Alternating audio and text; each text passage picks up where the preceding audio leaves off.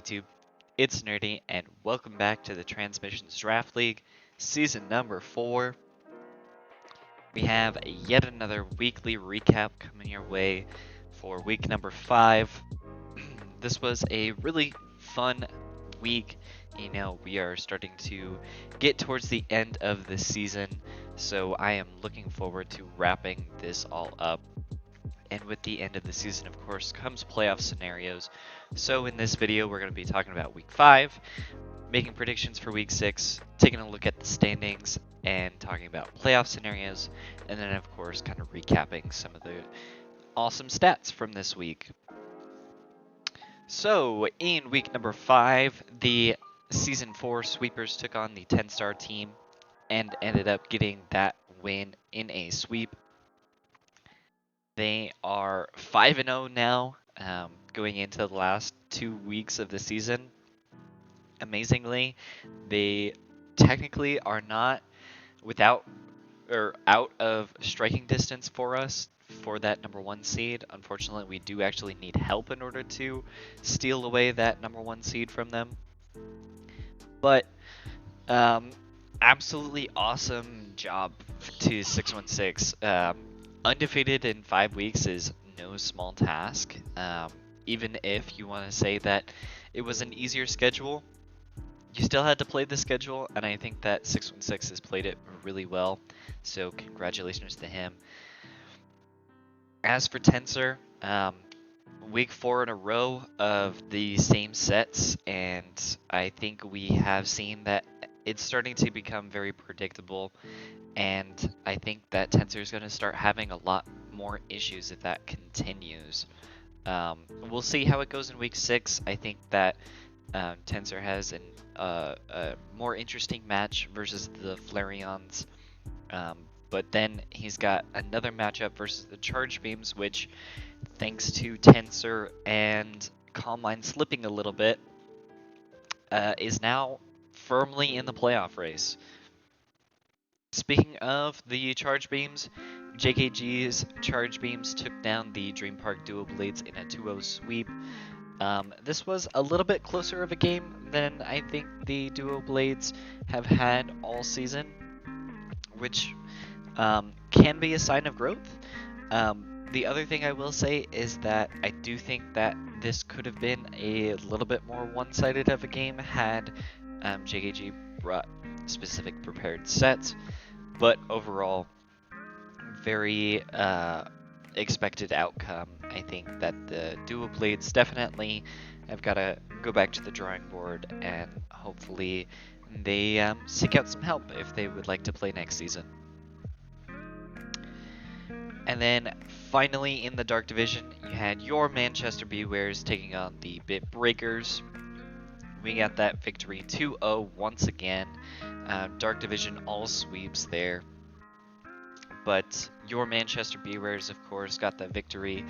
And this was a pretty big one. As I said, going into this week, it was kind of a playoff determining spot where we were tied with the Bit Breakers and the 10-star team, and this was a chance to get a game ahead. The other thing worth noting here is that of the teams at that spot in the season, we had the best differential. So by getting a game ahead, what we actually did is now we don't even need to get 2 wins in order to guarantee our playoff spot. As long as we get 1, we're guaranteed a playoff spot, and we can guarantee the 2 seed with a 2-0 victory in either week 6 or 7, which does mean that we are in a great spot to make playoffs here, and this victory was a big part of it.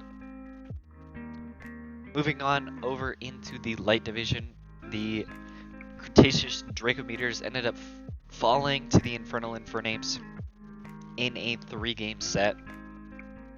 This was an interesting set for sure. I did have the Dracometers winning this, as I did think that their individual Pokemon were a lot stronger. But it does turn out that some of these gimmicks ended up working out.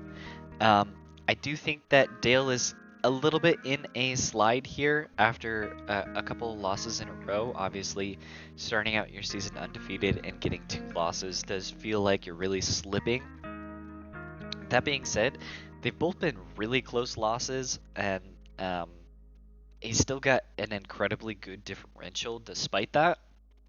So I do think that there is an argument that the Draco Meteors are probably still a favorite for the playoffs, but they do have to stop this slide before it gets too bad.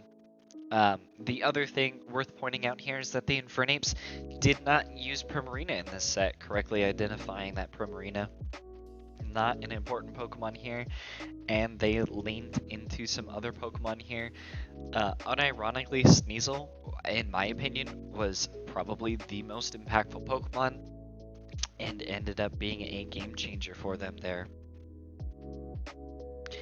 Next up, we have the Booming Swamperts versus the Calgary Flareons, where the Swamperts did take it down 2-0. This was a pretty one-sided, and I think that this game kind of came down to experience here. I didn't necessarily think that this matchup was one-sided going either direction, but I did pick the Flareons, as again, I think they have the higher quality Pokemon, but experience won out here, and yeah, I definitely think that there is a lot of room for growth for Celadon here. I think that Celadon could definitely take a lot of lessons away from this, and hopefully, continuing to practice, and he'll get closer and closer to getting those victories, as I don't think that he's that far off. But of course, for Pokemon Queen's sake, this keeps you alive for the playoffs. Although you are still a couple of games behind, you got to make sure that you keep up, and especially when you have some of these easier matches. Finally, we had the New York Poke Rangers taking down the Sunset Rose Meowstics in a 3-game set. It's a very interesting 3-game set. Dragonite was definitely a big problem in this game. Interestingly, a Terra Rock Dragonite. Not what I would have gone with, but Terra Rock in order to try and boost those Rock Slides, and of course, Multi-Scale to hopefully live those Moonblasts to retaliate against Fluttermane. But the Poke Rangers ended up getting it done, and unironically off of the strength of both Rhyperior and Oakapon Hearthflame. Those 2 Pokemon were very influential in the match and definitely helped out quite a bit to get the Poke Rangers the win and set them up for success. Like I said, I did make predictions for Week 5, and we ended up getting back to our norm of getting 4 of them correct and 2 of them incorrect. The 2 that we got incorrect were, of course, the Draco Meteors game, where we did predict them, and the Flareons game, where we did predict the Flareons to get that win. So for the season, that leaves us at 21-9. Pretty good overall. And yeah, I think we're starting to get a little bit of an understanding of who the playoff teams are and who has the edge, so to speak. Speaking of that, Week 6 is our second and final cross-divisional matchups. So we have Dark Division teams on the left and Light Division teams on the right. And some of these are going to be very interesting games, but let's go ahead and get through it really quick. For the Dual Blades versus the Infernapes, I'm going to take the Infernapes here. So far, the Dual Blades haven't shown me anything to make me think that they have really been improving all that much. Still bringing the same sets, still not really understanding VGC, and I think that they're going to continue to struggle.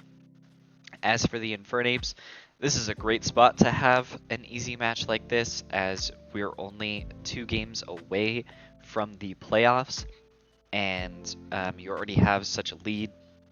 Having an easier matchup like this does definitely put you in a really good spot for not just making the playoffs, but getting that 1 seed. Next up, Season 4 Sweepers versus the Booming Swamperts. I think that the Sweepers are going to remain undefeated here.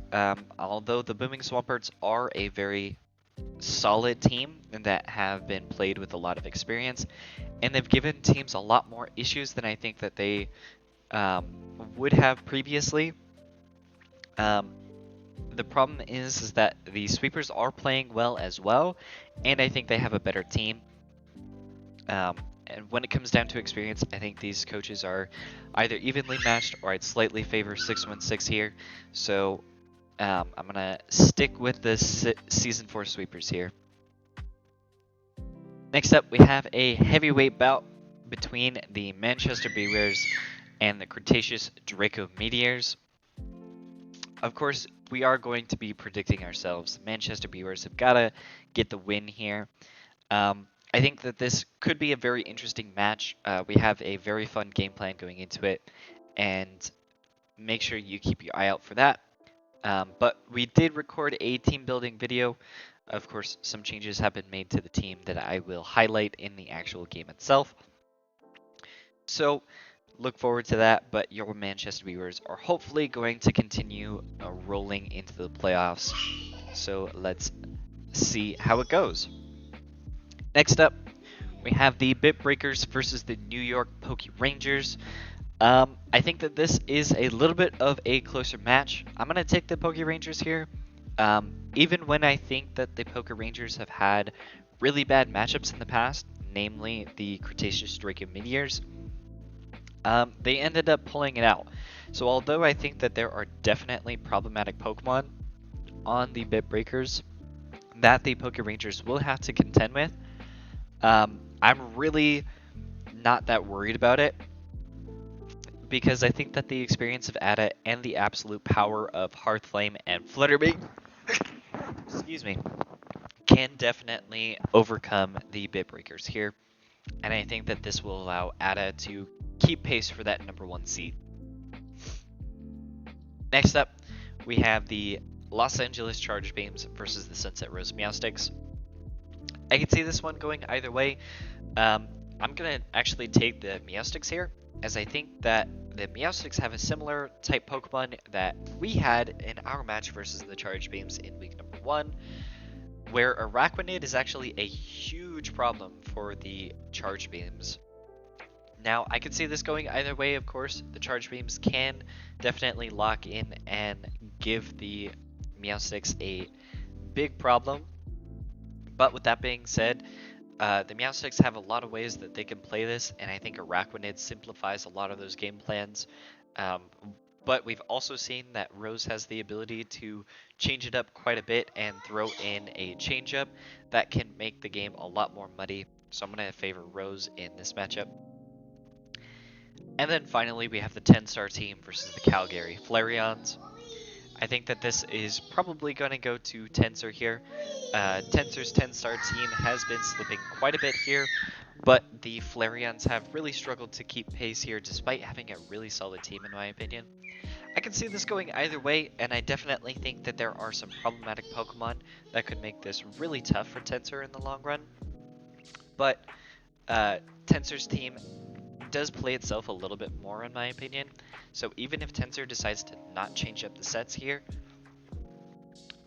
they could probably just power their way through the Flareons here. That is the predictions that I got. Let's go ahead and take a look at the standings, and this is where we're going to start talking about playoff scenarios. So of course, in your Dark Division, your current playoff teams are the Season 4 Sweepers, Manchester Beavers, and the Bit Breakers.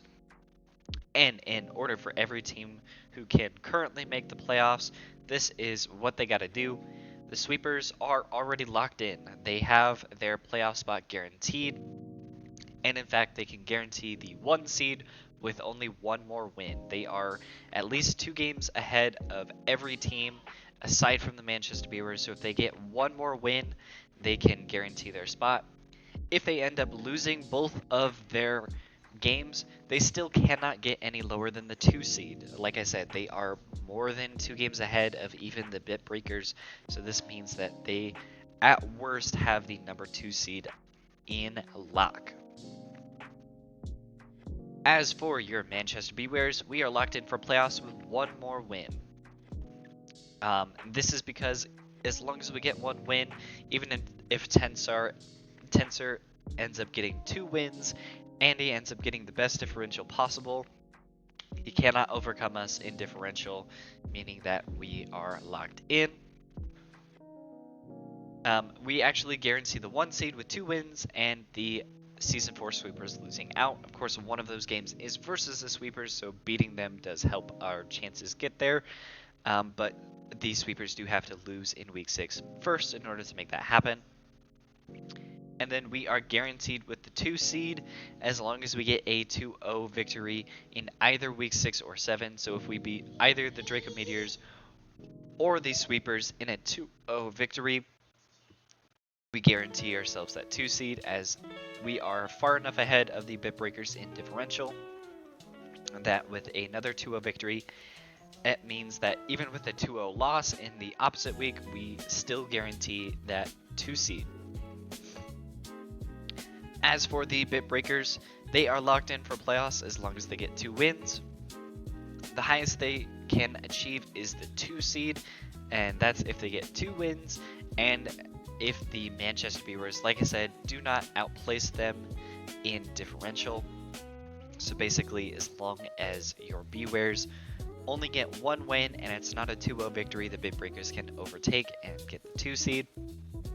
They can also make playoffs with 1 single victory, but they have to make sure that they continue to outpace the 10-star team and the LA Charge Beams. Basically, that would just require them to stay ahead of both of those teams. As long as neither of them get 2 wins and they only get 1, they should remain in that 3rd seed. The 10-star team can make playoffs by winning 2, and they need a little bit of help because they need either the Bewares to lose both of their next games, or they need the Bit Breakers to lose at least 1 of their next 2 games. In order to make playoffs with just 1 win, they need to get a win and outpace the Bit Breakers.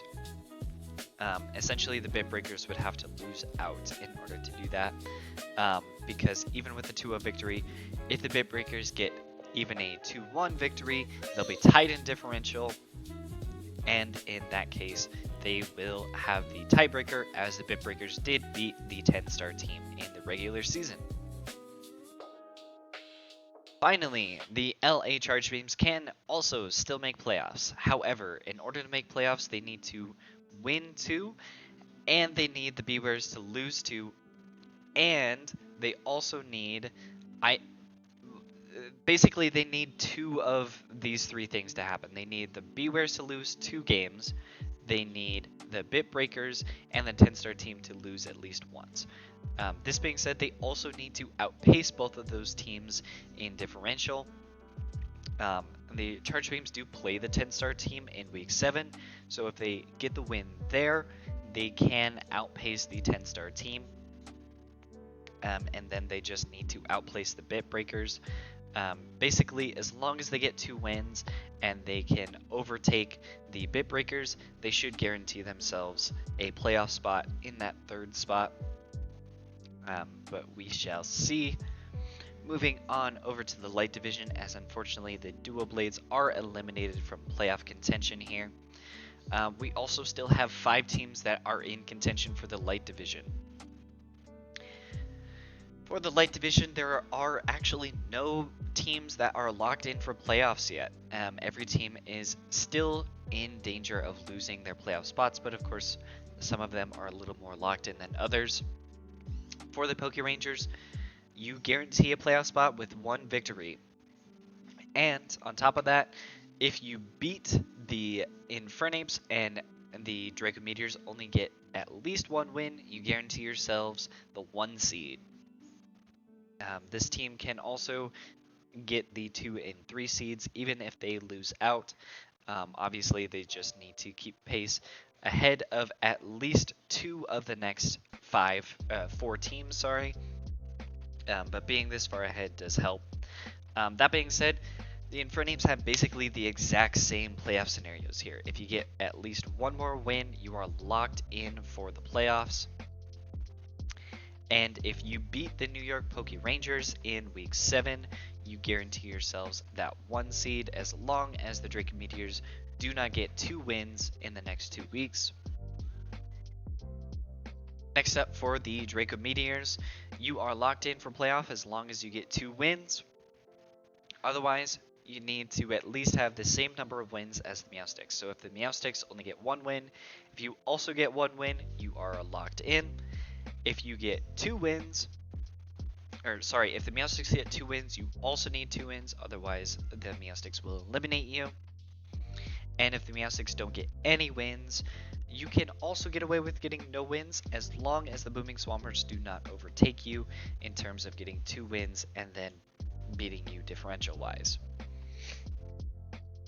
For the Meowsticks, 2 wins is needed to lock you in for playoffs, and you also need the Draco Meteors to lose at least one of their next 2 games. You can also make playoffs with only 1 win as long as the Draco Meteors lose out. And then you would also need the Booming Swamperts to not overtake you in differential. And finally, of course, like I said, the Booming Swamperts can technically make the playoffs. You need 2 wins, and then you still need help. If you do get both of those wins, you need both the Draco Meteors and the Meowsticks to lose out. That is your best chance.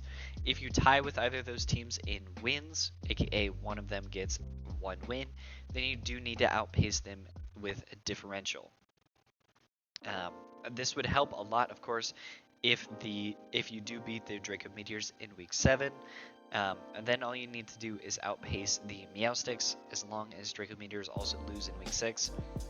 So definitely doable, but it is the hardest path to the playoffs so far. Yeah, that is what we got for playoff scenarios.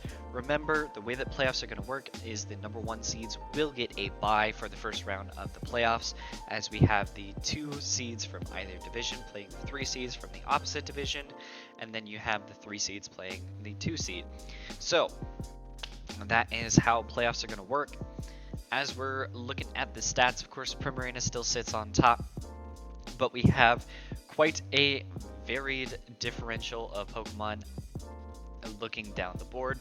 We have, of course, Ogerpon Heartflame, Goldengo, Basculegion F, Hariyama Entei, Archaludon, and Torkoal, as well as Rhyperior, rounding out the top 10. That is a very diverse top 10, I'll say. And I'm very interested in the fact that a lot of these Pokemon are not Pokemon that we had in top 10 kind of discussions for most offensive Pokemon. Some faces here are probably expected, of course. Dragonite, Heartflame, Goldengo, Archaludon, and I'd even argue Torkoal are kind of expected Pokemon to be in this top 10 slot. Entei, for the specific team that it is on, you could also argue is an expected top 10 Pokemon. But a Pokemon like Primarina, Basculegion, and I'd argue Hariyama are definitely not the Pokemon at the beginning of the season I would have picked to be top 10. But that is the way that it looks. And once again, I think that this kind of tells the story of the teams so far. The only thing that, of course, you want to call out is that the Charge Beams only have 1 top 10 Pokemon, but they actually have 3 Pokemon in the top 15, which I think kind of speaks to how this team has been very offensive, but unfortunately just hasn't gotten the wins. They are slowly clawing their way back and do still have a path to the playoffs, so don't count them out just yet. But as you look down the board, you start to see a couple of Pokemon that I'd argue are a little bit more disappointing as to where we would normally consider them being. Namely, I'm looking at Pokemon like Urshifu Rapid Strike, and even further down, we're looking at Pokemon such as we're looking at maybe Pelipper. Pelipper in the past has been a very surprising Pokemon in that it's not normally a Pokemon all about winning the game. with damage, but Pelipper does do a surprising amount of damage thanks to those rain boosted weather balls and hurricanes. Pelipper is probably a Pokemon I would have expected to have at least one KO by this point. Other than that, there are a couple of other disappointing Pokemon. I feel like we say this just about every time, but Rillaboom in a disappointing spot here. Um, Normally, I would think that this Pokemon is a lot more threatening, but unfortunately, only 3 KOs and only 2 wins. Despite being on a really good team, and definitely I think we could see this Pokemon do a little bit more going forward. But yeah, that is what I have for your week number 5 recap. Only 2 more weeks left to go in the regular season, so hopefully you are excited as I am, and hopefully I will see you in the next one. Bye-bye.